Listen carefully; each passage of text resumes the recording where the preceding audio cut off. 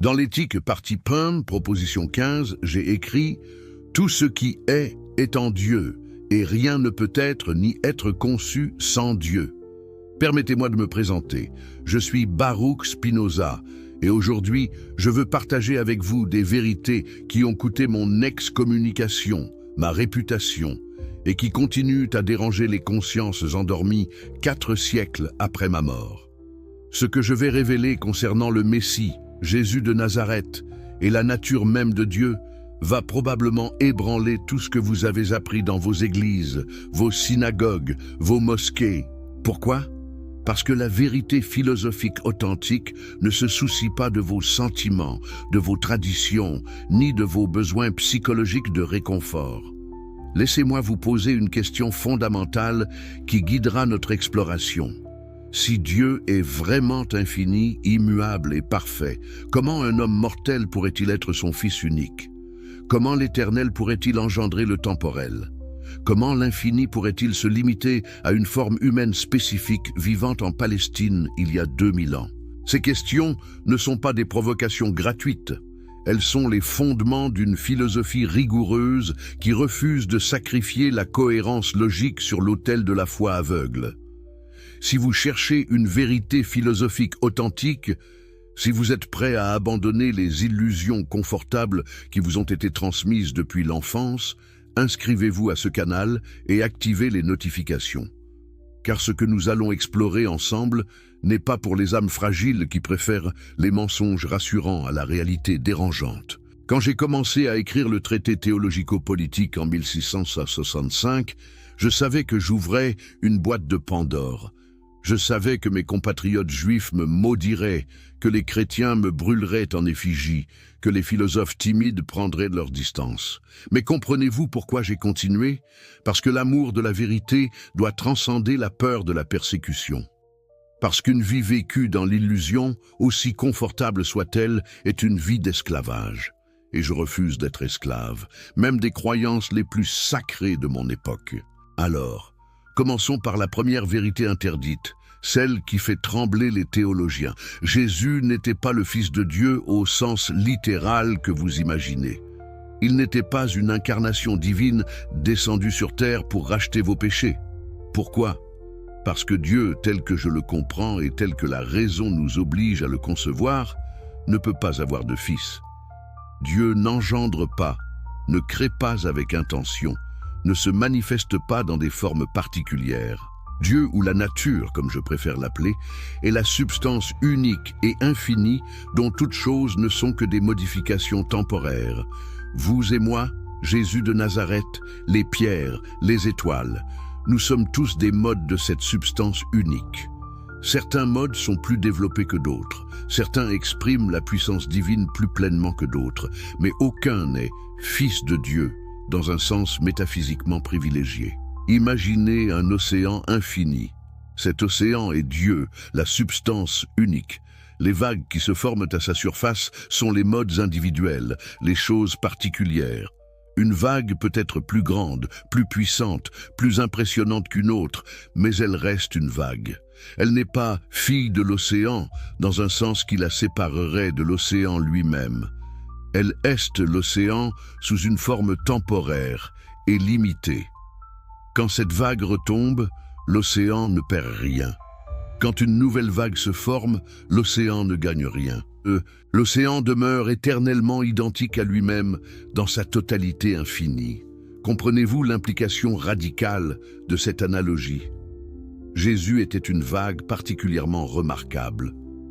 Je ne nie pas qu'il ait été un homme de sagesse exceptionnelle, un enseignant moral profond, peut-être même un prophète, au sens où il comprenait certaines vérités éternelles mieux que ses contemporains. Dans le traité théologico-politique, chapitre 1, j'explique que les prophètes étaient des hommes dotés d'une imagination vive, qui leur permettait de percevoir certaines vérités sous forme d'images et de récits, puis de les communiquer aux masses incapables de raisonnement abstrait. Jésus excellait dans cette capacité. Ses paraboles étaient brillantes. Ses enseignements moraux contenaient une sagesse authentique. Mais étaient-ils ontologiquement différents de vous et moi? Non. Possédait-il une nature divine que nous ne possédons pas? Non. Était-il le chemin unique vers Dieu? Absolument pas. Voyez-vous pourquoi cette position m'a valu tant d'ennemis? Elle démocratise le divin. Elle dit que vous n'avez pas besoin d'un médiateur privilégié entre vous et Dieu. Vous êtes déjà en Dieu, par Dieu, et avec Dieu à chaque instant de votre existence. La séparation que vous ressentez, cette aliénation de l'infini, est une illusion créée par votre imagination inadéquate et vos passions désordonnées. Jésus l'a peut-être compris plus clairement que la plupart. Il a peut-être atteint ce que j'appelle dans l'éthique la connaissance du troisième genre, cette intuition intellectuelle directe de l'essence éternelle des choses sous l'aspect de l'éternité. Mais ce niveau de compréhension est accessible à tout être humain qui développe suffisamment sa raison et maîtrise ses passions. Pourquoi les églises détestent-elles cette vérité?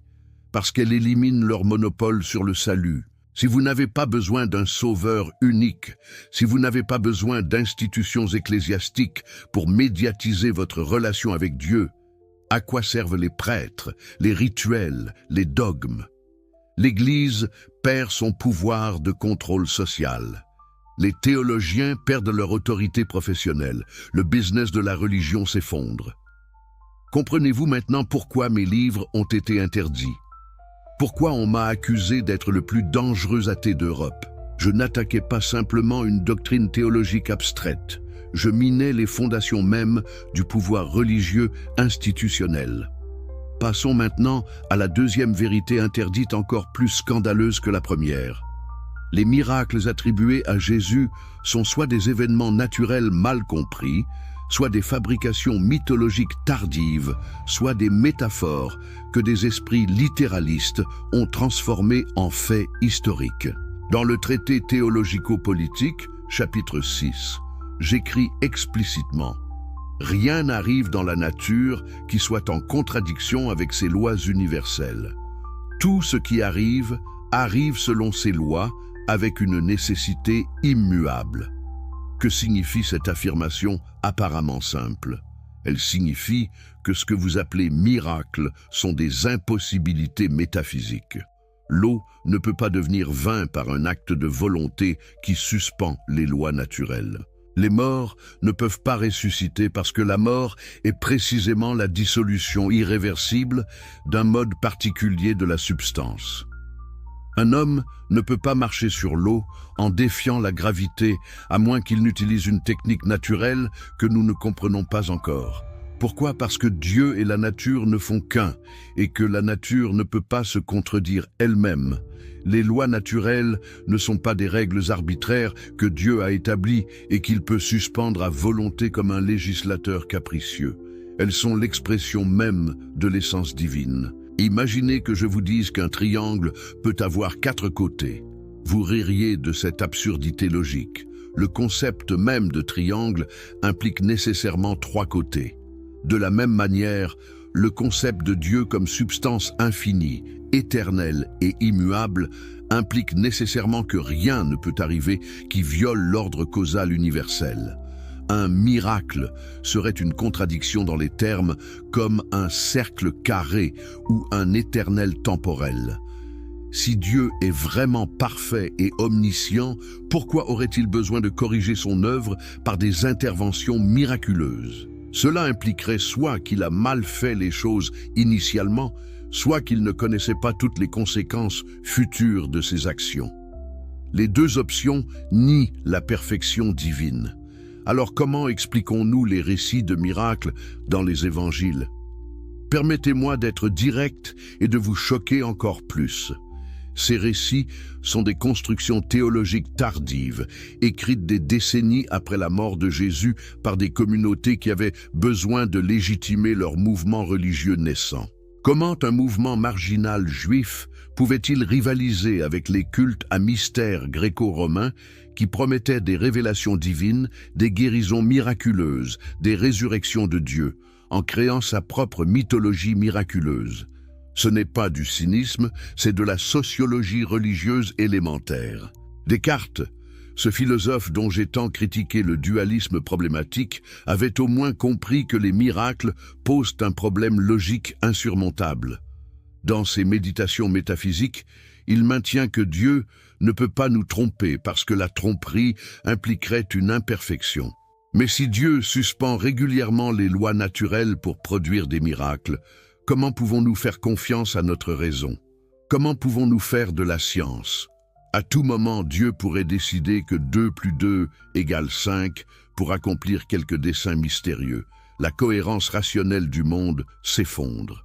Descartes n'a pas eu le courage de pousser cette logique jusqu'à sa conclusion nécessaire. Soit nous abandonnons les miracles, soit nous abandonnons la possibilité même de la connaissance rationnelle. Je choisis la connaissance rationnelle. Je choisis de croire que l'univers est intelligible, que les mêmes causes produisent toujours les mêmes effets, que nous pouvons découvrir les lois qui gouvernent tous les phénomènes. Cette foi en la rationalité du réel n'est pas arbitraire. Elle est la condition même de toute philosophie et de toute science. Sans elle, nous sommes condamnés à la superstition et à l'ignorance perpétuelle. Comprenez-vous pourquoi j'appelle ceux qui croient aux miracles des ignorants dans le traité théologico-politique? Non par mépris personnel, mais parce qu'ils ignorent littéralement les véritables causes des phénomènes qu'ils attribuent à des interventions divines arbitraires. Prenez la résurrection de Jésus, le miracle central du christianisme.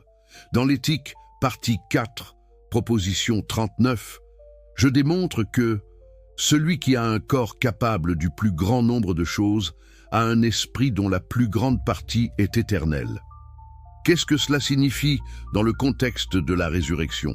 Cela signifie que la partie éternelle de l'esprit de Jésus, comme la partie éternelle de votre esprit, continue d'exister après la dissolution du corps physique. Mais cette continuation n'est pas une résurrection au sens chrétien traditionnel. Ce n'est pas un corps physique qui sort du tombeau et mange du poisson grillé avec ses disciples.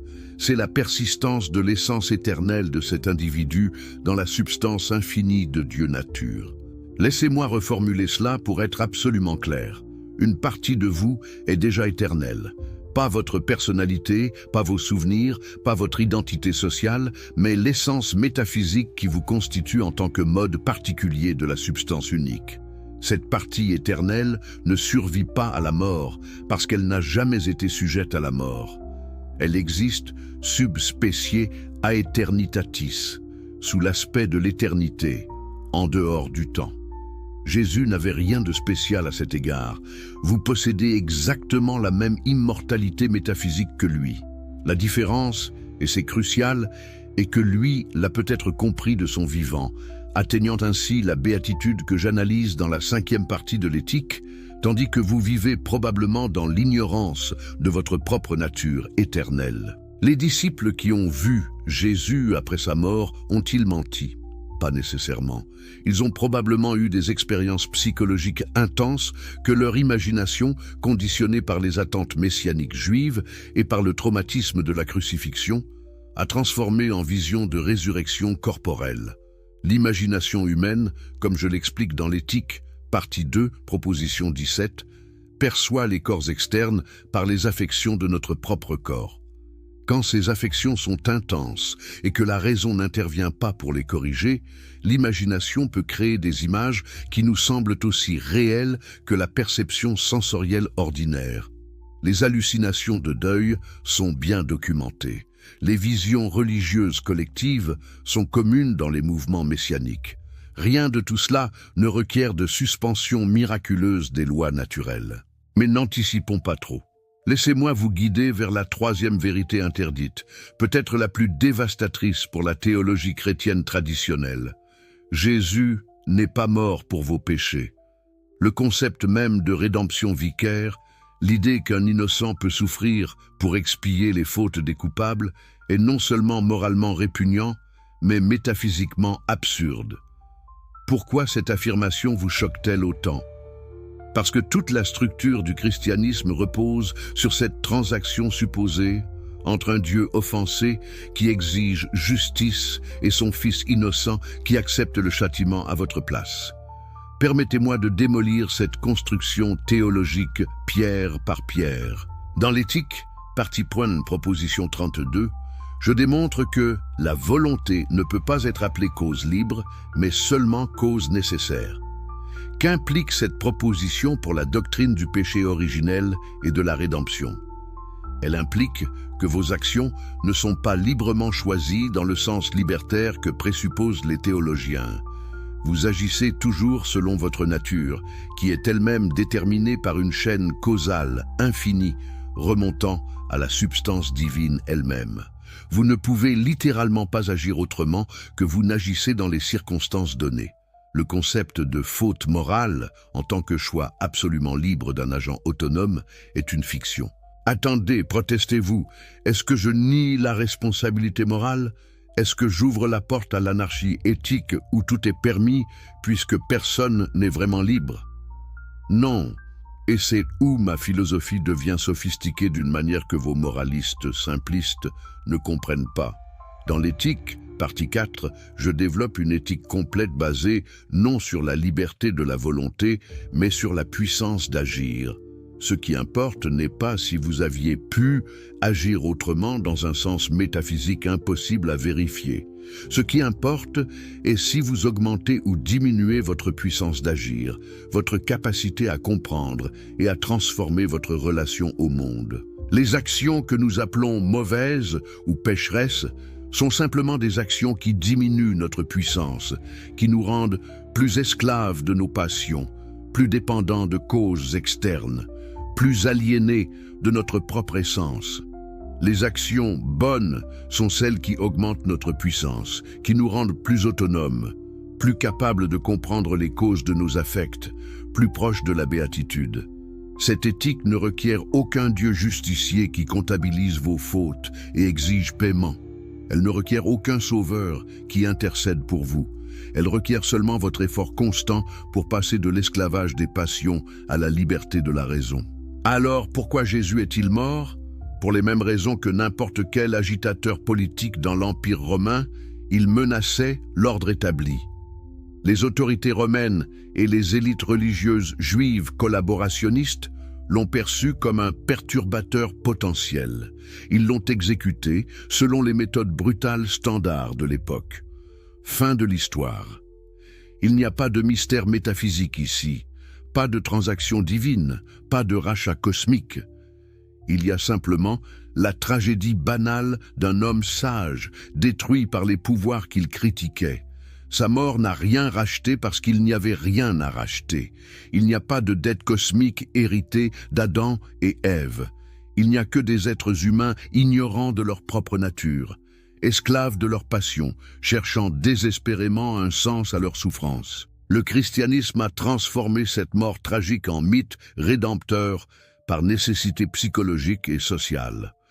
Comment une petite secte juive marginale pouvait-elle survivre à la mort humiliante de son leader messianique? En réinterprétant cette mort comme un accomplissement du plan divin. L'échec apparent devient victoire cosmique, l'humiliation devient gloire, la fin du mouvement devient son renouveau. C'est du génie psychologique, je l'admets, mais ce n'est pas de la vérité métaphysique. C'est de la théologie créative au service de la survie communautaire. Maimonides, ce grand philosophe juif médiéval que je respecte malgré nos désaccords, a au moins compris que les récits bibliques ne doivent pas toujours être pris littéralement. Dans son guide des égarés, il développe une herméneutique sophistiquée qui cherche les sens allégoriques et philosophiques derrière les récits anthropomorphiques de l'écriture. Mais il n'a pas poussé sa méthode assez loin. Il maintient encore une distinction entre vérité philosophique pour l'élite intellectuelle et vérité religieuse simplifiée pour les masses. Je refuse cette duplicité. Soit nous disons la vérité à tous, soit nous maintenons le mensonge pour tous. Je choisis la vérité, même si elle détruit le réconfort psychologique que les religions offrent. Progressons vers la quatrième vérité interdite, celle qui pourrait vous faire fermer cette vidéo si votre identité religieuse est trop fragile. La morale enseignée par Jésus n'a rien d'unique ni de divinement inspiré. C'est une synthèse d'enseignements éthiques déjà présents dans le judaïsme pharisien, le stoïcisme romain et diverses traditions de sagesse du monde antique. Pourquoi cette affirmation vous offense-t-elle? Parce qu'elle démystifie le prétendu caractère révolutionnaire du message christique. Elle montre que Jésus était un produit de son temps et de sa culture, pas un messager transcendant d'une sagesse céleste radicalement nouvelle. Prenez le commandement d'aimer vos ennemis, souvent présenté comme l'apport éthique distinctif de Jésus. Est-ce vraiment original? Dans le Lévitique 19-18, écrit des siècles avant Jésus, nous lisons « Tu ne te vengeras pas et tu ne garderas pas de rancune contre les fils de ton peuple. Tu aimeras ton prochain comme toi-même. » Rabbi Hillel, contemporain légèrement antérieur de Jésus, a formulé la règle d'or négativement. « Ce qui t'est odieux, ne le fais pas à autrui. » Marc Aurèle, l'empereur philosophe stoïcien, écrit dans ses méditations « La meilleure façon de te venger d'un ennemi est de ne pas lui ressembler. » Les enseignements éthiques circulent, se transforment, se réinventent dans toutes les cultures. Jésus les a peut-être formulés avec une éloquence particulière, mais il n'a rien inventé de métaphysiquement nouveau. Dans le traité théologico-politique, chapitre 4, j'analyse comment les prophètes hébreux adaptaient leur message aux capacités intellectuelles de leur audience. Jésus fait exactement la même chose. Il enseigne par parabole parce que son audience est composée majoritairement de paysans illettrés qui ne peuvent pas comprendre des arguments philosophiques abstraits. Il personnifie Dieu comme un père aimant parce que cette image est accessible. Il promet des récompenses et des châtiments dans l'au-delà parce que cette motivation fonctionne pour contrôler le comportement des masses. Mais tous ces procédés pédagogiques ne constituent pas une révélation divine unique. Ils constituent des techniques rhétoriques standards pour transmettre des principes éthiques à des populations non philosophiques. Maintenant, voici où je dois être encore plus provoquant. La morale de Jésus, telle qu'elle est présentée dans les évangiles, est parfois problématique d'un point de vue philosophique rigoureux. Le commandement de tendre l'autre joue, pris littéralement, encourage la passivité face à l'injustice. L'injonction à ne pas résister au mal désarme moralement les opprimés. La glorification de la pauvreté et l'instruction de vendre tous vos biens sont économiquement insoutenables à l'échelle sociale. Comprenez-vous ce que je dis? Je ne critique pas Jésus l'homme, qui était probablement sincère dans ses convictions. Je critique l'absolutisation de ses enseignements contextuels en loi morale universelle et éternelle. Dans l'éthique, Partie 4, proposition 18, je démontre que le désir qui naît de la joie est, à égalité de circonstances, plus fort que le désir qui naît de la tristesse. Qu'est-ce que cela signifie pour l'éthique chrétienne traditionnelle qui glorifie la souffrance, le sacrifice, l'abnégation? Cela signifie que cette éthique travaille contre la nature humaine fondamentale. Mon conatus, mon effort pour persévérer dans mon être et augmenter ma puissance, est contrarié par une morale qui me demande constamment de me diminuer, de me sacrifier, de renoncer. Une éthique authentique doit s'aligner avec notre nature, pas contre elle. Elle doit nous montrer comment notre véritable intérêt bien compris coïncide avec le bien commun, pas nous forcer à choisir entre notre bonheur et notre devoir moral. Les stoïciens, particulièrement Épictète et Marc Aurèle, avaient développé une éthique beaucoup plus sophistiquée et praticable que celle attribuée à Jésus. Ils enseignaient l'acceptation rationnelle de ce qui ne peut être changé, l'effort concentré sur ce qui peut être contrôlé, la distinction claire entre événements externes et jugements internes. Cette sagesse stoïcienne influence profondément ma propre éthique. Dans l'éthique, partie 5, je développe ma théorie de la liberté comme compréhension de la nécessité, concept directement hérité du stoïcisme. Jésus n'apporte rien à cette tradition qui justifie sa divinisation. Il offre une variante populaire, adaptée à une audience spécifique, d'une sagesse éthique déjà largement disponible dans le monde antique. Permettez-moi d'introduire une analogie qui clarifiera ma position. Imaginez la sagesse éthique comme une grande bibliothèque contenant d'innombrables livres écrits par différents sages à travers les âges. Jésus entre dans cette bibliothèque, lit plusieurs livres, en fait une synthèse personnelle, la réécrit dans un style accessible et sort enseigner ce qu'il a appris. Son enseignement est utile. Il aide certaines personnes, mais il n'a pas créé la bibliothèque, il n'a pas écrit les livres originaux, il a simplement rempli le rôle légitime d'un pédagogue qui transmet la sagesse ancestrale à une nouvelle génération. Le christianisme transforme ce pédagogue en auteur divin, attribue à sa compilation une origine céleste et interdit l'accès direct à la bibliothèque originale. Voyez-vous le problème ? Hobbes, ce philosophe anglais dont le matérialisme radical a tant influencé ma propre pensée, a correctement identifié dans son Léviathan que les religions fonctionnent comme mécanismes de contrôle social. Les prêtres se positionnent comme intermédiaires nécessaires entre vous et le divin, créant ainsi un monopole de l'autorité morale. En divinisant Jésus et en affirmant qu'il est le seul chemin vers Dieu, le christianisme institutionnel établit un système de pouvoir extrêmement efficace. Vous ne pouvez plus accéder directement à la sagesse. Vous devez passer par l'Église, par les sacrements, par les dogmes. Votre autonomie morale est confisquée. Votre capacité de raisonnement éthique indépendant est niée. Je rejette totalement ce système. Dans le traité théologico-politique, je plaide pour la séparation complète entre philosophie et théologie, entre État et Église. Pourquoi?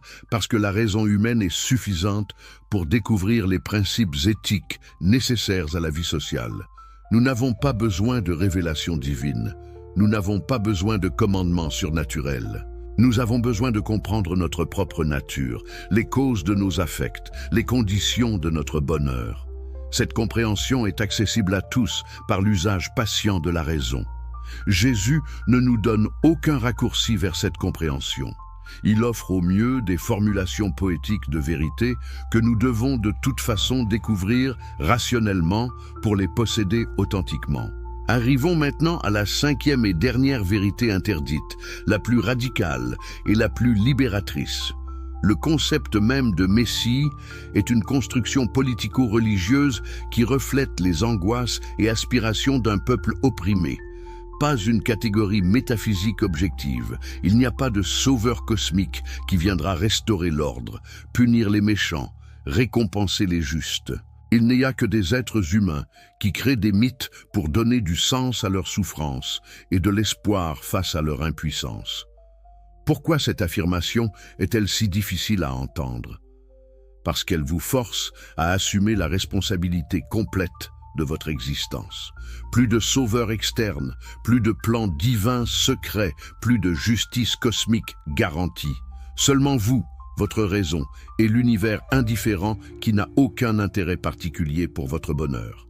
Dans l'éthique partie prem appendice, j'écris un passage crucial que je veux que vous méditez profondément. Les hommes se trompent en ce qu'ils se croient libres, et cette opinion consiste en cela seul qu'ils sont conscients de leurs actions et ignorants des causes par lesquelles ils sont déterminés. Appliquez cette observation à l'attente messianique. Les Juifs de l'époque de Jésus se croyaient le peuple élu, attendant un libérateur promis par Dieu. En réalité, ils étaient un petit peuple opprimé par l'Empire romain, créant des fantasmes compensatoires de renversement cosmique qui leur permettaient de supporter psychologiquement leur situation désespérée. Le messianisme n'est pas une prophétie divine, c'est une stratégie de survie psychologique. Jésus s'est-il lui-même considéré comme le Messie? Probablement pas dans le sens où ses disciples l'ont ultérieurement présenté. Les évangiles eux-mêmes, si on les lit attentivement plutôt qu'à travers le filtre de 2000 ans de dogmes, montrent un Jésus souvent ambivalent sur son identité messianique, ordonnant même le silence à ceux qui veulent le proclamer Messie. Pourquoi cette ambivalence? Peut-être parce qu'il comprenait que le titre messianique était politiquement dangereux. Peut-être parce qu'il avait une conception spiritualisée du messianisme différente des attentes nationalistes juives standards. Peut-être parce que les évangélistes ont projeté rétrospectivement l'identité messianique sur un homme qui ne se définissait pas lui-même en ces termes. Quelle que soit la vérité historique concernant l'autocompréhension de Jésus, le point philosophique demeure. le concept de Messie personnel unique est métaphysiquement incohérent avec ma compréhension de Dieu nature. Si Dieu est la substance unique infinie dont toutes choses ne sont que des modifications, alors il ne peut pas envoyer un sauveur particulier à un moment particulier de l'histoire. Cela impliquerait que Dieu ait des intentions temporelles, fasse des choix contingents, privilégie certaines périodes historiques sur d'autres. Tout cela contredit l'éternité et l'immuabilité divine. Dans l'éthique, partie 1, proposition 17, Scully, je clarifie que Dieu n'agit par aucune liberté de la volonté. L'idée d'un Dieu qui décide à un certain moment d'envoyer son Fils pour sauver l'humanité est philosophiquement insoutenable. Alors à quoi ressemble une sotériologie spinoziste, une doctrine du salut cohérente avec ma métaphysique? C'est simple et radical. Vous vous sauvez vous-même en passant de la connaissance inadéquate à la connaissance adéquate, de l'esclavage des passions à la liberté de la raison, de la perception des choses sous l'aspect du temps à leur compréhension sous l'aspect de l'éternité. Dans l'éthique, partie 5, proposition 36, Scully, j'écris « L'amour intellectuel de l'âme envers Dieu est l'amour même de Dieu par lequel Dieu s'aime lui-même. » Méditez sur cette proposition vertigineuse. Quand vous atteignez le plus haut niveau de compréhension, quand vous saisissez intuitivement votre propre essence éternelle comme mode nécessaire de la substance divine, vous ne faites qu'un avec l'amour que Dieu a pour lui-même. Vous êtes sauvé non par un médiateur externe, mais par votre propre développement intellectuel et éthique. Ce salut spinoziste n'est pas démocratique au sens populiste. Il n'est pas accessible à tous également. Dans l'éthique, partie 5, proposition 42, Scully, je termine mon œuvre majeure avec ces mots célèbres. Si la voie que j'ai montrée conduisant à ces choses paraît extrêmement ardue, elle peut néanmoins être trouvée. Et certes, ce qui est trouvé si rarement doit être ardu. Car si le salut était à portée de main et pouvait être trouvé sans grand labeur, comment pourrait-il être négligé par presque tous? Mais toutes les choses excellentes sont aussi difficiles que rares. Voyez-vous ce que j'affirme ici? Le salut spinoziste n'est pas pour les faibles d'esprit. Il n'est pas pour ceux qui cherchent des solutions faciles. Il requiert un effort intellectuel soutenu, une discipline émotionnelle rigoureuse, un courage face à des vérités dérangeantes. Comparez cette exigence avec la promesse chrétienne du salut par la foi seule. Croyez en Jésus et vous serez sauvés. Quelle facilité, quelle commodité! Aucun effort intellectuel requis, aucune transformation réelle de votre compréhension, simplement une adhésion émotionnelle à un récit. Et voilà, le paradis vous est garanti. Cette facilité devrait vous rendre suspicieux. Les vérités profondes ne se donnent pas sans effort. La transformation authentique ne se produit pas par simple croyance. Elle requiert un travail patient et méthodique de reconstruction de votre entendement. Leibniz, ce philosophe allemand brillant mais prisonnier de ses compromis théologiques, a tenté de réconcilier la raison philosophique avec les dogmes chrétiens. Dans sa Théodicée, il développe des arguments sophistiqués pour justifier les voies de Dieu aux hommes, pour expliquer comment un Dieu bon et tout-puissant peut permettre le mal. J'ai lu ces arguments. Ils sont ingénieux, mais ils reposent sur des prémices que je rejette totalement. Pourquoi devrions-nous justifier Dieu? Cette formulation présuppose un Dieu personnel qui prend des décisions et peut être jugé moralement. Mon Dieu nature ne requiert aucune justification parce qu'il ne fait pas de choix moraux. Il exprime simplement sa nature infinie à travers toutes les choses qui existent. Le concept de Messie présuppose un récit téléologique de l'histoire, une direction vers un but final. L'histoire humaine se déroule vers un climax eschatologique où le Messie viendra établir le royaume de Dieu sur terre. Cette vision est profondément ancrée dans la conscience juive et chrétienne, mais est-elle philosophiquement défendable? Dans l'éthique, partie 1, proposition 16, je démontre que de la nécessité de la nature divine doivent suivre une infinité de choses en une infinité de modes. Qu'implique cette proposition pour l'histoire humaine? Elle implique qu'il n'y a pas de but final, pas de destination ultime, pas de moment privilégié où tout sera accompli. L'histoire est simplement le déploiement nécessaire et éternel des modes de la substance unique, selon les lois immuables de la nature. Cette vision peut sembler désespérante. Si l'histoire n'a pas de but, si nous n'allons nulle part, quel sens a notre existence? Mais c'est précisément cette question qui révèle l'esclavage de votre pensée. Vous avez été conditionné à croire que le sens doit venir de l'extérieur, d'un plan divin, d'une destination cosmique. Je vous libère de ce besoin. Le sens de votre existence est intrinsèque. Il réside dans l'augmentation de votre puissance d'agir, dans le développement de votre compréhension, dans l'atteinte de la béatitude qui accompagne la connaissance intuitive de votre essence éternelle. Vous n'avez pas besoin qu'un Messie donne du sens à votre vie. Vous êtes vous-même la source du sens.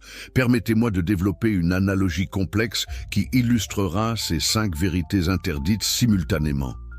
Imaginez un grand orchestre symphonique. La substance divine est comme la possibilité même de la musique, les lois acoustiques universelles qui permettent au son de se combiner harmonieusement. Chaque musicien est un mode particulier de cette substance musicale. Jésus était peut-être un virtuose exceptionnel, un premier violon dont la performance touchait profondément l'audience. Mais était-il ontologiquement différent des autres musiciens? Possédait-il une connexion privilégiée aux lois acoustiques que les autres n'avaient pas? Bien sûr que non. Les miracles attribués à Jésus seraient comme prétendre qu'il pouvait jouer des notes qui violaient les lois acoustiques, produire des sons impossibles selon la physique du son. Absurde. Sa mort pour nos péchés serait comme dire qu'en mourant, il a mystiquement amélioré la capacité musicale de tous les autres musiciens sans qu'ils aient à pratiquer. Ridicule. Sa morale unique serait comme prétendre qu'il a inventé l'harmonie musicale, alors qu'elle existe depuis que les humains produisent des sons organisés. Faux. Et le concept de Messie serait comme attendre un musicien spécial qui viendra un jour jouer la performance ultime qui achèvera définitivement toute la musique. Incompréhensible. Cette analogie vous semble-t-elle simpliste? Elle ne l'est pas. Elle capture exactement la structure logique de ma critique du messianisme chrétien. L'erreur fondamentale est toujours la même. Confondre un mode particulièrement remarquable de la substance avec quelque chose de métaphysiquement distinct de la substance elle-même. Jésus était dans Dieu exactement comme vous êtes dans Dieu, comme je suis dans Dieu, comme cette table, cette montagne, cette étoile sont dans Dieu. La différence est de degré, pas de nature. Il a peut-être atteint un niveau de compréhension plus élevé, mais cette possibilité est ouverte à tous. Maintenant, je dois aborder une objection que j'entends constamment. Spinoza, si vous niez tous ces éléments centraux du christianisme, pourquoi vous dérangez-vous même à parler de Jésus? Pourquoi ne pas simplement l'ignorer? Question légitime. Je parle de Jésus parce que ses enseignements, correctement interprétés, peuvent servir de pont entre la religion populaire et la philosophie authentique. Dans le traité théologico-politique, chapitre 14, j'explique que l'objet de la foi n'est pas la vérité des doctrines, mais l'obéissance et la piété. Pour les masses incapables de philosophie rigoureuse, les récits religieux peuvent promouvoir la justice et la charité. Je ne cherche pas à détruire la fonction sociale utile de la religion. Je cherche à empêcher que la religion usurpe le territoire de la philosophie et impose ses dogmes irrationnels comme vérité métaphysique. Jésus peut être utile comme figure pédagogique si nous le débarrassons de sa mythologie surnaturelle. Ces paraboles contiennent des insights psychologiques valables. Son insistance sur l'amour et le pardon peut adoucir les mœurs sociales. Son critique de l'hypocrisie religieuse résonne avec ma propre critique. Mais nous devons distinguer soigneusement entre Jésus le sage moral et Christ le Dieu incarné. Le premier peut avoir une place dans une philosophie rationnelle de l'éthique. Le second doit être rejeté comme construction théologique incohérente. Stephen Nadler, ce remarquable historien de la philosophie moderne qui a écrit une biographie exceptionnelle de ma vie et de ma pensée, Note correctement que ma critique de la religion organisée vient non de l'athéisme nihiliste, mais d'un profond respect pour Dieu correctement compris. Je suis accusé d'athéisme par mes contemporains, non parce que je nie Dieu, mais parce que je refuse d'identifier Dieu avec les images anthropomorphiques que les religions populaires propagent. Mon Dieu est plus grand, plus sublime, plus digne de vénération que le petit Dieu tribal des théologiens. Ironiquement, je suis plus pieux que mes accusateurs parce que je refuse d'insulter l'infini en le réduisant à des catégories finies. Jonathan Israel, dans son travail monumental sur les Lumières radicales, positionne ma philosophie comme le fondement intellectuel de la modernité laïque. Il a raison.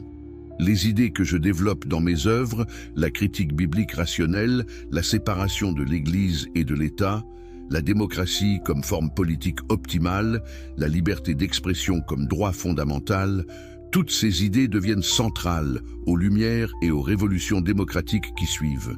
Mais pourquoi ces idées sont-elles si révolutionnaires ? Parce qu'elles découlent logiquement de ma métaphysique naturaliste. Si Dieu et la nature ne font qu'un, alors il n'y a pas d'autorité surnaturelle qui légitime les hiérarchies politiques et sociales.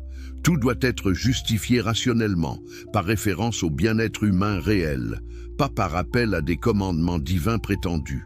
Revenons au concept de Messie et explorons ses racines psychologiques plus profondément. Pourquoi l'humanité crée-t-elle constamment des figures messianiques? Dans l'éthique, partie 3, proposition 2, j'explique que le corps ne peut déterminer l'âme à penser, ni l'âme déterminer le corps au mouvement ou au repos. Cette proposition est souvent mal comprise. Je ne nie pas l'interaction causale entre corps et esprit. Je nie qu'ils soient deux substances séparées qui s'influencent mutuellement. Ils sont le même mode de la substance unique, vu sous deux attributs différents. Chaque état mental correspond exactement à un état corporel. Qu'est-ce que cela signifie pour l'attente messianique? Cela signifie que cette attente a une base physiologique. Les populations opprimées, souffrant de stress chronique, d'insécurité matérielle, de domination politique, développent des patterns neurophysiologiques spécifiques. Leur corps est constamment en mode de menace. Leur esprit, qui exprime ce même état sous l'attribut de la pensée, génère des fantasmes compensatoires de libération future. Le Messie est la projection mentale d'un désir corporel de soulagement de la souffrance. Ce n'est pas une révélation divine. C'est une réponse psychophysiologique prévisible à des conditions sociales oppressives. Si nous comprenons cela, nous pouvons voir comment le christianisme, en promettant un Messie qui est déjà venu et qui reviendra, perpétue en fait l'impuissance qu'il prétend résoudre. Les croyants attendent passivement le retour du Christ au lieu de transformer activement leurs conditions d'existence. Ils projettent la justice dans un au-delà hypothétique au lieu de lutter pour la justice ici et maintenant. L'espoir messianique devient opium du peuple, pour utiliser une phrase qui ne sera formulée que des siècles après ma mort, mais qui capture parfaitement mon analyse. Gilles Deleuze, ce philosophe français du XXe siècle qui a écrit brillamment sur ma philosophie, comprend que mon spinozisme est essentiellement une éthique de l'affirmation. Nous ne devons pas nier le monde pour trouver Dieu. Nous devons affirmer le monde comme expression de Dieu. Nous ne devons pas attendre un salut futur. Nous devons réaliser notre béatitude présente en comprenant notre place nécessaire dans l'ordre éternel. Cette affirmation radicale du réel tel qu'il est, sub specie aeternitatis, n'a rien à voir avec le résignation passive. C'est l'acceptation active de la nécessité combinée avec l'effort maximal pour augmenter notre puissance d'agir dans les limites de cette nécessité. Jésus, s'il avait vraiment atteint la sagesse que ses disciples lui attribuent, aurait compris cela. Il aurait enseigné non pas l'attente passive du royaume de Dieu, mais la réalisation active du divin dans la vie présente. Peut-être l'a-t-il fait, et ses enseignements ont été déformés par des disciples qui ne pouvaient pas abandonner leur cadre messianique judaïque. Nous ne le saurons jamais avec certitude. Les sources historiques sont trop fragmentaires, trop colorées par l'agenda théologique. Ce que nous savons, c'est que le christianisme tel qu'il s'est développé institutionnellement contredit profondément une philosophie spinoziste de l'affirmation et de la joie. Permettez-moi d'introduire un autre élément crucial qui est souvent négligé dans les discussions sur le messianisme, la question du temps. Dans l'Éthique, partie 5, une proposition 23, Scully, j'écris « L'esprit humain ne peut être absolument détruit avec le corps, mais il en reste quelque chose qui est éternel. » Cette proposition est peut-être la plus mal interprétée de toute mon œuvre. Les lecteurs superficiels pensent que je promets une immortalité personnelle, une survie de la conscience après la mort. Ce n'est pas du tout ce que je dis. Ce qui est éternel dans l'esprit n'est pas votre personnalité, vos souvenirs, votre identité temporelle. C'est l'idée adéquate que Dieu a de votre essence formelle. Essayons de clarifier cela avec une autre analogie. Imaginez un théorème géométrique, disons le théorème de Pythagore. Ce théorème a été découvert à un moment particulier de l'histoire humaine. Mais était-il vrai seulement après cette découverte? Non. Il était éternellement vrai. Il est vrai même si aucun esprit humain ne le connaît. Sa vérité est intemporelle. De la même manière, votre essence formelle, la structure logique qui fait de vous le mode particulier de la substance que vous êtes, est éternelle. Elle n'a pas commencé quand vous êtes né. Elle ne finira pas quand vous mourrez. Elle existe dans l'intellect infini de Dieu comme une vérité nécessaire. Cette conception de l'éternité détruit complètement le narratif messianique chrétien. Il n'y a pas de ligne temporelle qui commence avec la création, passe par la chute, atteint son point crucial avec l'incarnation et la crucifixion, et se termine avec le jugement dernier. Le temps lui-même est simplement une manière inadéquate de percevoir l'éternité. Quand nous voyons les choses sous l'aspect du temps, nous les voyons de manière fragmentée, séquentielle, causale. Quand nous les voyons sous l'aspect de l'éternité, nous saisissons leur nécessité logique intemporelle. Jésus existe dans le temps comme événement historique contingent. Mais comme expression de l'essence éternelle de Dieu, il n'est ni plus ni moins important que n'importe quel autre mode. Vous commencez peut-être à voir maintenant pourquoi mes positions ont été si scandaleuses. Je ne nie pas simplement quelques doctrines chrétiennes périphériques. Je démolis le cadre conceptuel entier dans lequel ces doctrines ont du sens. Jésus comme fils unique de Dieu, incohérent dans une métaphysique moniste. Les miracles comme preuve de sa divinité, impossible dans un univers gouverné par des lois naturelles nécessaires. La mort expiatoire, absurde dans une éthique qui nie le libre arbitre libertaire. La morale unique, empiriquement fausse quand on étudie l'histoire comparative des religions. Le messianisme, psychologiquement compréhensible, mais métaphysiquement vide. Et pourtant, je ne suis pas un destructeur nihiliste. Je construis quelque chose de plus grand sur les ruines de la théologie traditionnelle. Méditez sur cette proposition révolutionnaire. Vous n'êtes pas vertueux pour obtenir une récompense future, ni au ciel ni sur terre. La vertu, comprise comme l'augmentation de votre puissance d'agir et de comprendre, est elle-même sa propre récompense. La joie que vous ressentez quand vous comprenez une vérité profonde, quand vous maîtrisez une passion destructrice, quand vous agissez selon la raison plutôt que selon l'impulsion, cette joie est la béatitude même que les religions promettent dans un au-delà hypothétique. Le christianisme vous dit « Souffrez maintenant, soyez patient et vous serez récompensés plus tard ». Je vous dis « Comprenez maintenant ». Agissez raisonnablement maintenant et vous expérimentez la béatitude maintenant. Voyez-vous la différence radicale? L'un reporte éternellement la satisfaction. L'autre l'offre immédiatement à ceux qui font l'effort intellectuel requis. L'un vous maintient dans un état d'espoir anxieux. L'autre vous libère dans la certitude rationnelle. L'un nécessite un médiateur externe. L'autre mobilise vos propres ressources internes. Hobbes, dans son analyse matérialiste de la religion, identifie la peur de la mort et le désir de sens comme les racines psychologiques de la croyance religieuse. Il a partiellement raison, mais il ne va pas assez loin. Ce n'est pas simplement la peur de la mort qui génère la religion. c'est l'ignorance de notre propre nature éternelle. Si vous comprenez vraiment, pas intellectuellement mais intuitivement, que votre essence formelle est éternelle, que vous existez nécessairement dans l'intellect infini de Dieu, alors la mort perd son pouvoir terrifiant. Elle devient simplement la transformation d'un mode, la dissolution d'une configuration temporaire, pas l'annihilation du réel. Jésus a-t-il compris cela? A-t-il fait face à sa mort avec la sérénité d'un sage stoïcien qui comprend la nécessité naturelle? Les évangiles présentent un portrait contradictoire. Dans certains passages, il prie avec angoisse à Gethsémani « Père, éloigne de moi cette coupe ». Dans d'autres, il accepte calmement son destin. Tout est accompli. Ces contradictions reflètent probablement des traditions différentes et des agendas théologiques différents des rédacteurs des évangiles. Mais elles suggèrent aussi que Jésus l'homme, s'il a existé historiquement, était humain dans sa confrontation avec la mortalité. Il n'avait pas de connaissance surnaturelle de son destin éternel. Il affrontait l'incertitude et la peur comme tout être humain. Cette humanisation de Jésus, loin de le diminuer, le rend plus admirable.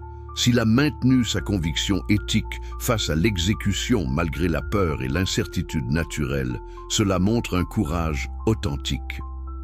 Mais ce courage est humain, pas divin. C'est le courage que nous pouvons tous aspirer à développer en nous-mêmes. Encore une fois, nous voyons que Jésus comme exemple moral est utile. Jésus comme Dieu incarné est une construction mythologique qui nous empêche d'identifier avec lui et d'imiter ses vertus.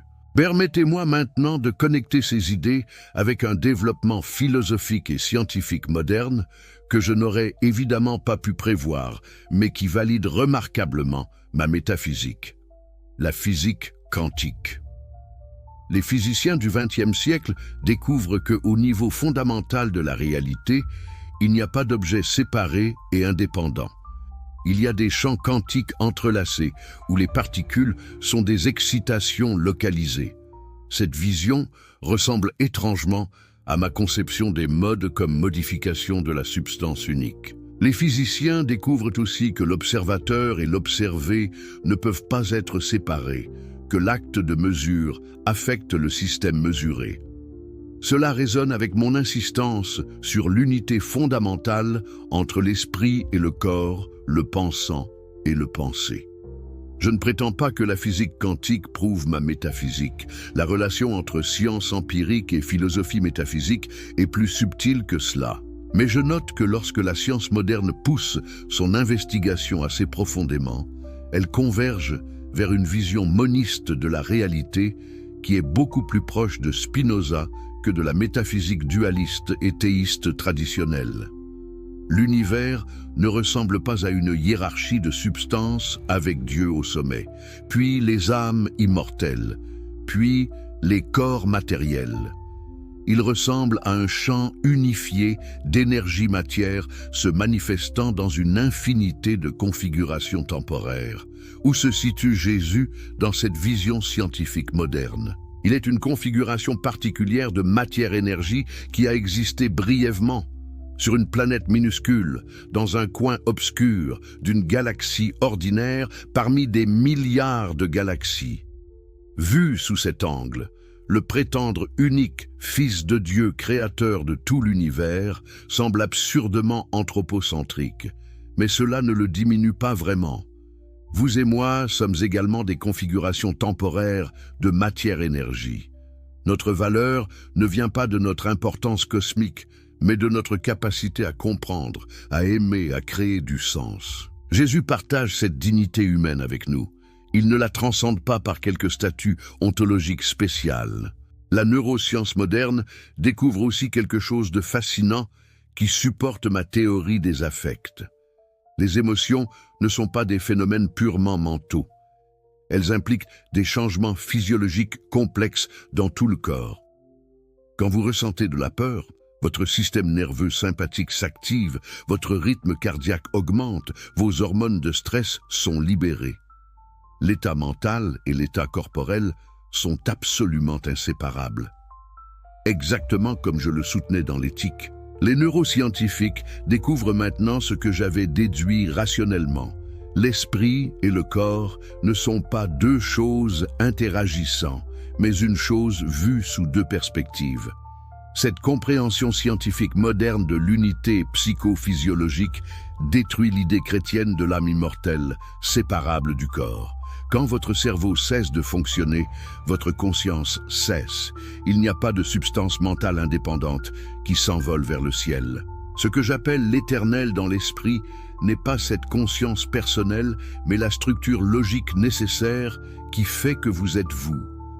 Cette structure existe éternellement dans l'intellect infini de Dieu, mais elle n'est pas vous au sens de votre personnalité subjective. La résurrection de Jésus devient donc doublement impossible.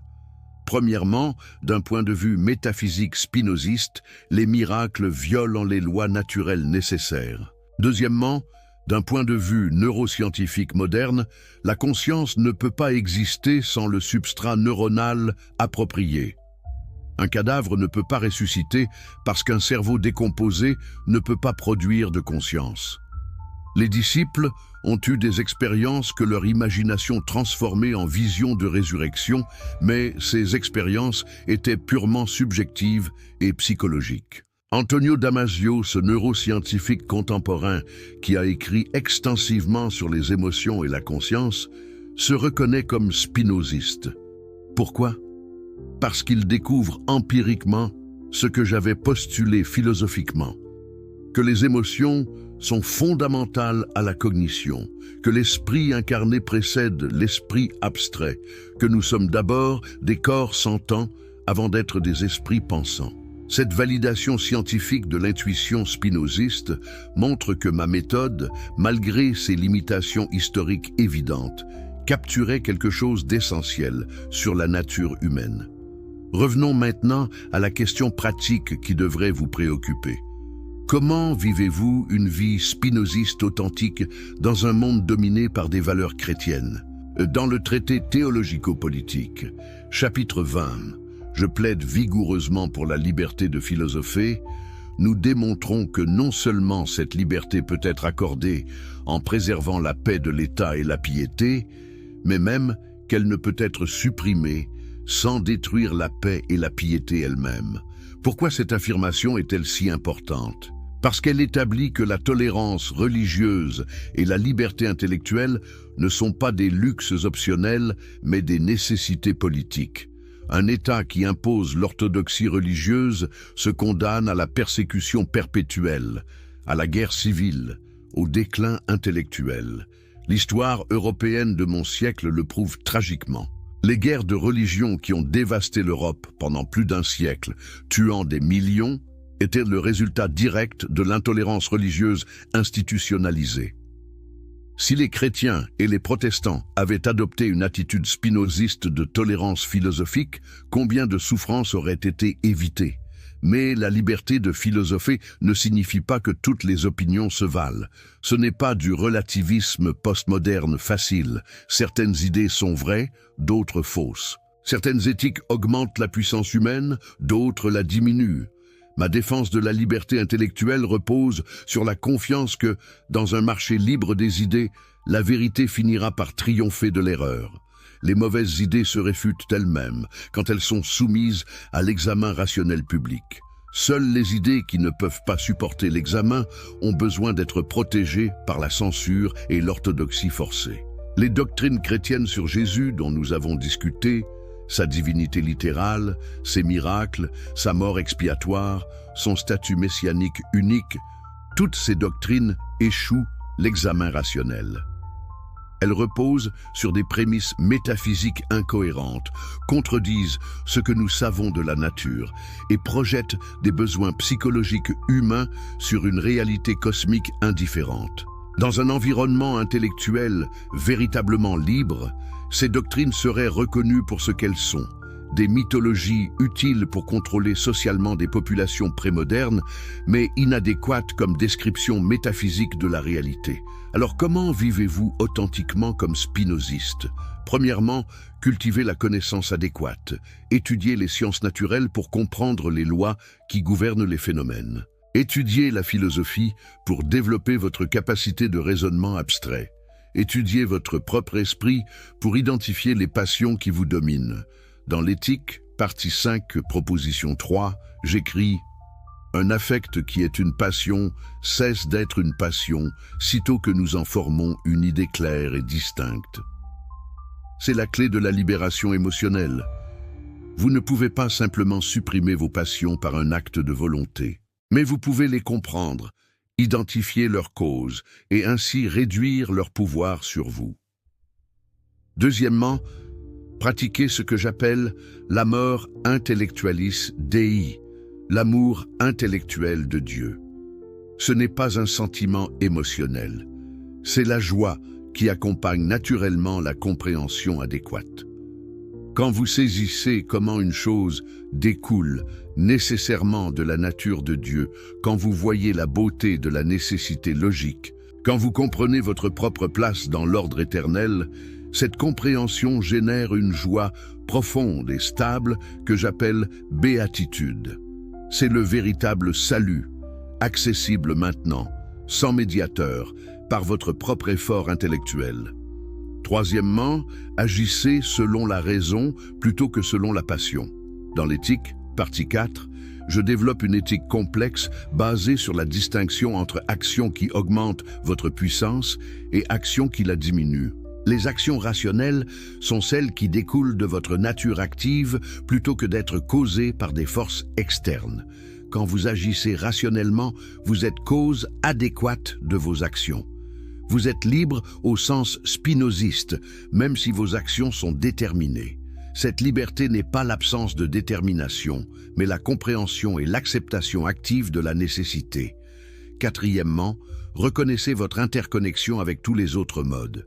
Dans l'éthique, partie 4, proposition 35, je démontre que dans la mesure où les hommes vivent sous la conduite de la raison, dans cette mesure seulement, ils s'accordent toujours nécessairement en nature. Cela signifie que le conflit humain naît de l'ignorance et des passions, pas de la nature humaine elle-même. Les êtres humains rationnels n'ont aucun intérêt à se nuire mutuellement.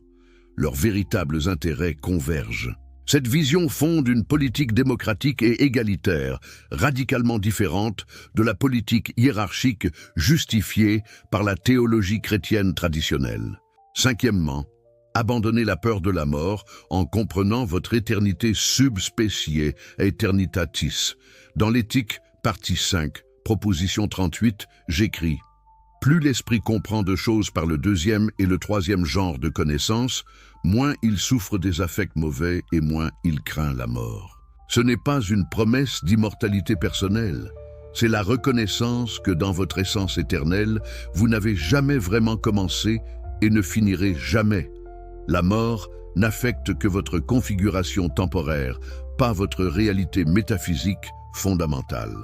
Comparez maintenant cette éthique spinoziste avec l'éthique chrétienne basée sur la figure de Jésus. Le christianisme vous dit de croire en Jésus, d'accepter son sacrifice, d'obéir à ses commandements, d'attendre sa seconde venue. Toutes ces prescriptions vous rendent dépendant d'une figure externe, d'une institution médiatrice, d'un événement futur. Mon éthique vous dit de développer votre propre raison, de comprendre votre propre nature, d'agir selon votre propre puissance accrue. Elle vous responsabilise complètement, elle vous libère complètement, mais elle est aussi infiniment plus exigeante. Elle ne promet pas de salut facile par la foi, elle promet une béatitude difficile par la compréhension. La majorité des êtres humains ne peuvent pas ou ne veulent pas faire l'effort requis pour vivre spinozistement. C'est un fait que je reconnais sans jugement moral. Dans la participe, scolie finale de l'éthique, j'acknowledge que si la voie que j'ai montrée paraît extrêmement ardue, elle peut néanmoins être trouvée. Pour ces personnes qui ne peuvent pas philosopher rigoureusement, la religion peut servir une fonction utile.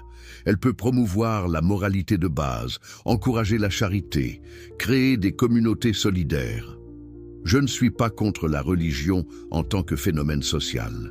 Je suis contre l'imposition de doctrines religieuses irrationnelles comme vérité métaphysique obligatoire. Jésus, dépouillé de sa mythologie christologique, peut servir d'exemple moral pour ces personnes. Ses enseignements sur l'amour, le pardon, l'aide aux pauvres sont éthiquement précieux, même s'ils ne sont pas philosophiquement uniques ou divinement révélés. Le problème survient quand l'Église insiste que vous devez croire littéralement au miracle, à la résurrection corporelle, à la divinité de Jésus. Ces doctrines ne peuvent pas être défendues rationnellement. Elles doivent être acceptées par foi. Et la foi est précisément ce que je refuse de substituer à la raison. John Locke, ce philosophe anglais qui écrit quelques décennies après moi, tente de développer un christianisme raisonnable qui réconcilie foi et raison. J'apprécie l'intention, mais l'entreprise est fondamentalement compromise. Soit vous suivez la raison où qu'elle mène, et vous finissez par rejeter les doctrines centrales du christianisme traditionnel, soit vous préservez ces doctrines en imposant des limites arbitraires à la raison. Locke choisit la seconde option, préservant prudemment juste assez de christianisme pour éviter l'accusation d'athéisme. Je respecte son prudence politique, mais pas sa cohérence philosophique. La question qui devrait vous préoccuper maintenant est « Suis-je athée ?» Mes contemporains m'accusent certainement d'athéisme. J'ai été excommunié par la communauté juive d'Amsterdam en 1656 avec la plus sévère formule d'anathème jamais prononcée. Les autorités chrétiennes interdisent mes livres. Les autres philosophes me dénoncent publiquement même s'ils intègrent secrètement mes idées dans leurs propres pensées. Mais suis-je vraiment athée? Cela dépend de ce que vous entendez par Dieu. Si vous entendez un créateur personnel qui a fait le monde par un acte de volonté libre, qui intervient miraculeusement dans l'histoire, qui juge moralement les actions humaines et distribue récompenses et châtiments, alors oui, je nie absolument l'existence d'un tel être. Ce Dieu est une projection anthropomorphique, une idole conceptuelle, pas la réalité divine authentique. Mais si par Dieu vous entendez la substance unique, infinie, éternelle, nécessaire dont toutes choses ne sont que des modifications, si vous entendez l'ordre causal universel qui gouverne tous les phénomènes, si vous entendez la totalité de la réalité vue sous l'aspect de l'éternité, alors non seulement je ne suis pas athée, mais je suis le plus pieux des philosophes. Mon Dieu est plus grand, plus sublime, plus digne de vénération intellectuelle que le petit Dieu tribal des théologiens. Deus sive natura. Dieu, c'est-à-dire la nature. Cette équation simple contient toute ma métaphysique. Jésus croyait-il en mon Dieu ou au Dieu anthropomorphique du théisme traditionnel? Nous ne pouvons pas savoir avec certitude. Les évangiles présentent un Jésus qui prie à un Père céleste personnel, mais les évangiles sont écrits par des auteurs qui présupposent le théisme judaïque traditionnel. Peut-être que Jésus utilisait simplement ce langage théiste comme accommodation rhétorique à son audience. Peut-être qu'intérieurement il comprenait Dieu d'une manière plus sophistiquée. Ou peut-être qu'il était simplement un juif pieux du 1er siècle avec les conceptions religieuses typiques de son temps et de son lieu. Cette dernière possibilité est la plus probable historiquement, même si elle déçoit ceux qui veulent faire de Jésus un proto-spinoziste. Permettez-moi maintenant d'introduire une connexion inattendue qui surprendra ceux d'entre vous, familiers, avec les traditions orientales. Ma philosophie ressemble remarquablement à certains enseignements bouddhistes et védantiques. Dans le bouddhisme, l'enseignement central est l'anatta ou non-soi, l'idée qu'il n'y a pas de substance permanente et indépendante que nous pourrions appeler pour moi. Dans le Vedanta Advaita, la réalité ultime est Brahman, l'absolu non-duel dont toutes les choses, apparemment séparées, sont des manifestations. Ces idées orientales, développées indépendamment de la philosophie européenne, convergent vers une vision moniste similaire à la mienne. Pourquoi cette convergence? Parce que quand vous poussez la réflexion philosophique et la pratique contemplative assez profondément, certaines vérités fondamentales sur la nature de la réalité deviennent inévitables. Le sens commun perçoit le monde comme une collection d'objets séparés et indépendants. La réflexion profonde révèle que cette perception est inadéquate. Il n'y a qu'une seule réalité ultime, se manifestant dans une multiplicité infinie de formes.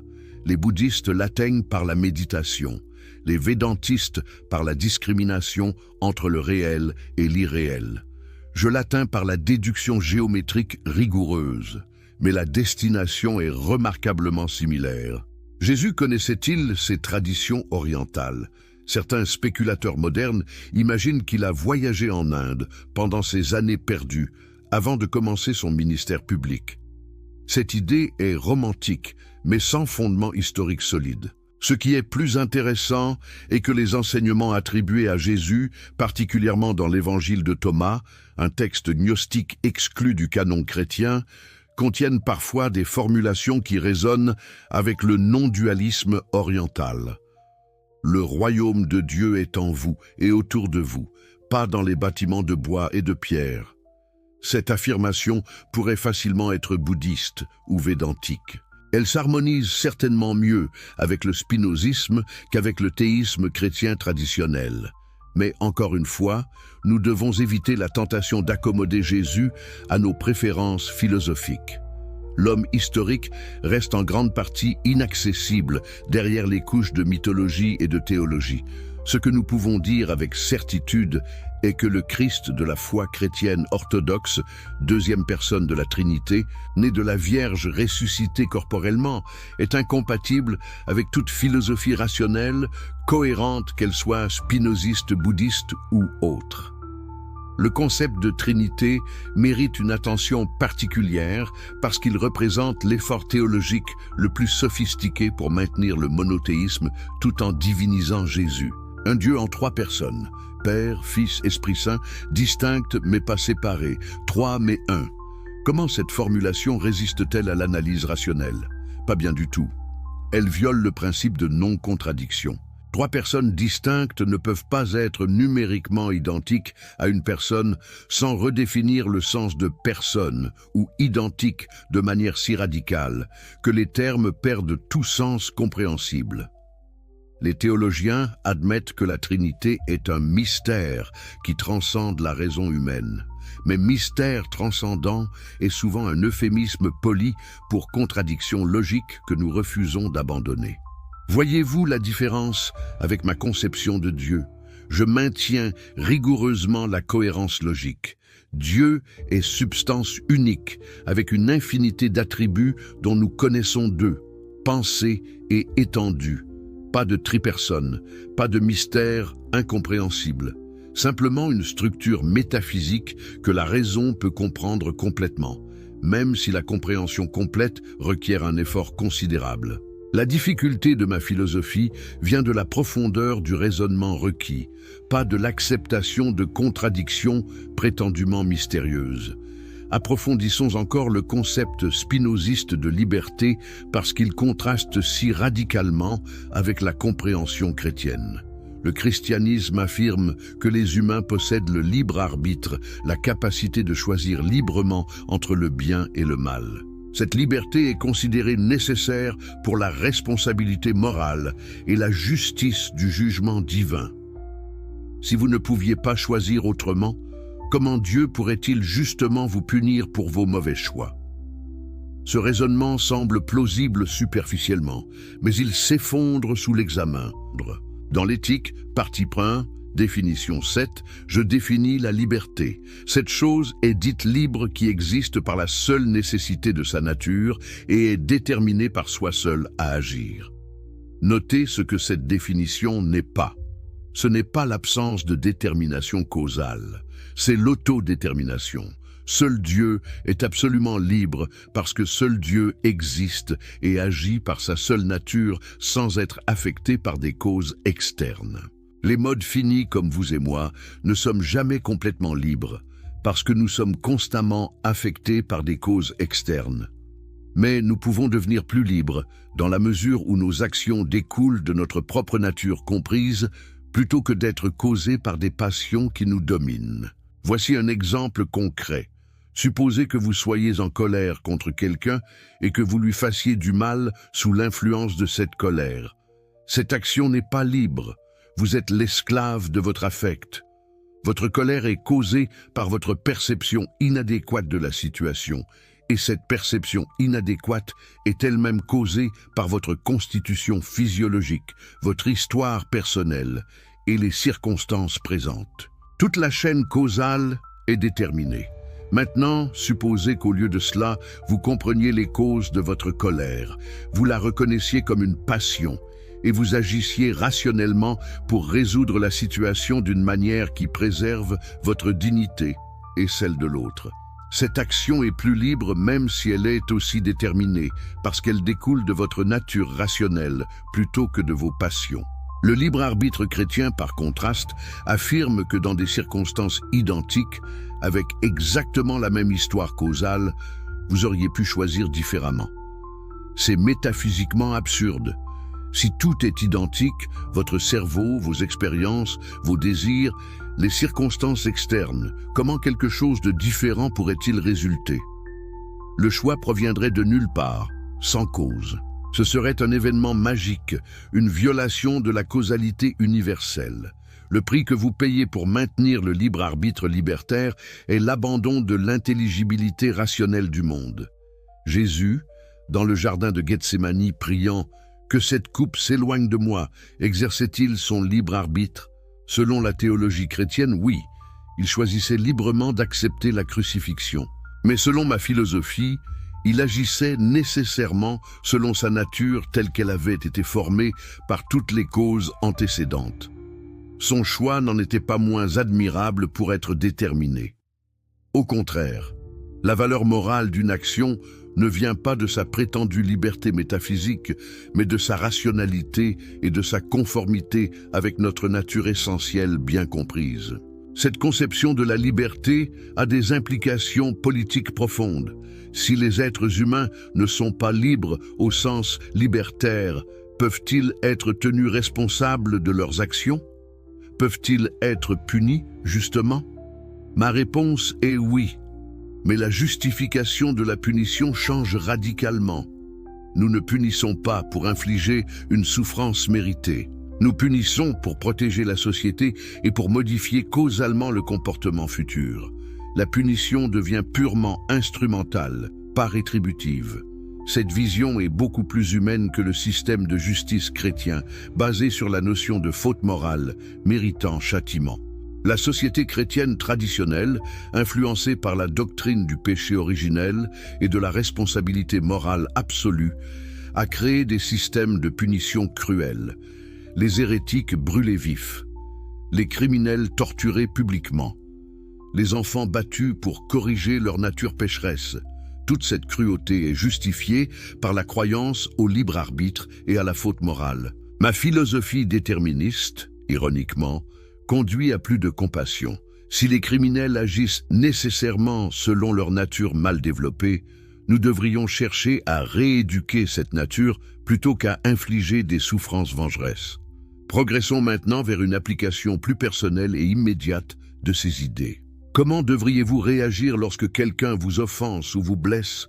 L'enseignement chrétien traditionnel dit « Pardonnez, tendez l'autre joue, aimez vos ennemis ». Ce conseil semble noble, mais examinons-le plus rigoureusement.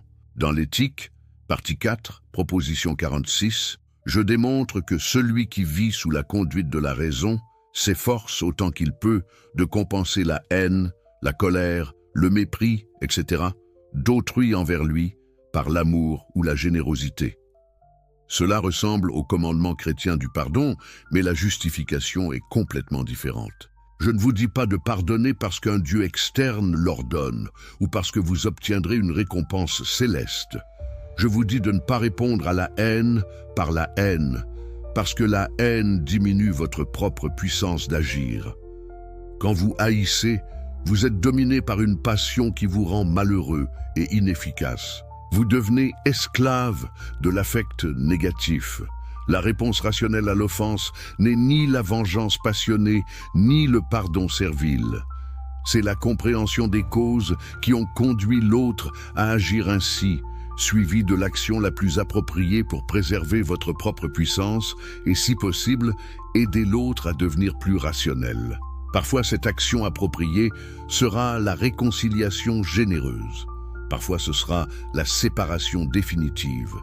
Parfois, ce sera la résistance vigoureuse. L'éthique spinoziste ne prescrit pas une réponse unique, applicable à toutes les situations. Elle vous donne un cadre pour évaluer rationnellement chaque situation et agir de manière à augmenter votre puissance. C'est infiniment plus sophistiqué que les commandements moraux absolus du christianisme. Prenez l'exemple de Jésus chassant les marchands du temple. Cette action violente est-elle compatible avec son commandement d'aimer les ennemis et de tendre l'autre joue? Les apologètes chrétiens ont créé des rationalisations élaborées pour expliquer cette inconsistance apparente. Selon ma philosophie, aucune rationalisation n'est nécessaire. Jésus agissait selon son affect dominant à ce moment, peut-être la colère juste contre la profanation, peut-être la frustration politique. Son action n'était ni libre ni purement rationnelle. Elle était déterminée par sa constitution à ce moment précis. L'idéaliser comme expression de sagesse divine parfaite est absurde. Ce qui m'amène à un point crucial que je dois aborder, même si cela offensera profondément beaucoup d'entre vous. L'idée que Jésus était moralement parfait, sans péché, est une construction théologique insoutenable. Dans l'éthique, je démontre que tous les modes finis sont nécessairement imparfaits parce que leur essence n'implique pas l'existence. Seul Dieu est parfait parce que son essence est précisément l'existence. Si Jésus était un mode fini, un être humain, il était nécessairement imparfait. S'il était ontologiquement identique à Dieu, la substance infinie, alors il ne pouvait pas être une personne individuelle particulière vivant en Palestine. La doctrine de l'impeccabilité du Christ essaie d'avoir les deux. Jésus est pleinement humain, mais sans péché. C'est contradictoire. Le péché, dans ma compréhension, n'est que l'action guidée par des idées inadéquates plutôt que par la raison. Tous les êtres humains ont nécessairement des idées inadéquates parce que nous percevons la réalité de notre perspective limitée. Nous ne pouvons jamais avoir une connaissance complète de toutes les causes. Donc, nous agissons tous parfois d'une manière qui diminue notre puissance. Si Jésus était vraiment humain, il a nécessairement agi ainsi. S'il ne l'a jamais fait, il n'était pas humain au sens normal. Encore une fois, la théologie se contredit elle-même. Les évangiles eux-mêmes, lus attentivement, montrent un Jésus qui n'est pas moralement parfait selon les critères mêmes qu'il prétend enseigner. Il se met en colère. Il maudit un figuier innocent de ne pas porter de fruits hors saison. Il appelle une femme cananéenne « chien » parce qu'elle n'est pas juive. Il dit qu'il n'est pas venu apporter la paix mais l'épée. Toutes ces actions et déclarations montrent un homme avec des préjugés culturels, des limitations cognitives, des passions humaines ordinaires. Les efforts pour réconcilier ces passages avec la perfection absolue exigent des acrobaties herméneutiques qui violent le sens naturel des textes. Je ne cite pas ces exemples pour dénigrer Jésus l'homme. Je les cite pour montrer que le diviniser est une injustice envers lui. Il était probablement un enseignant remarquable, peut-être exceptionnellement sage pour son époque.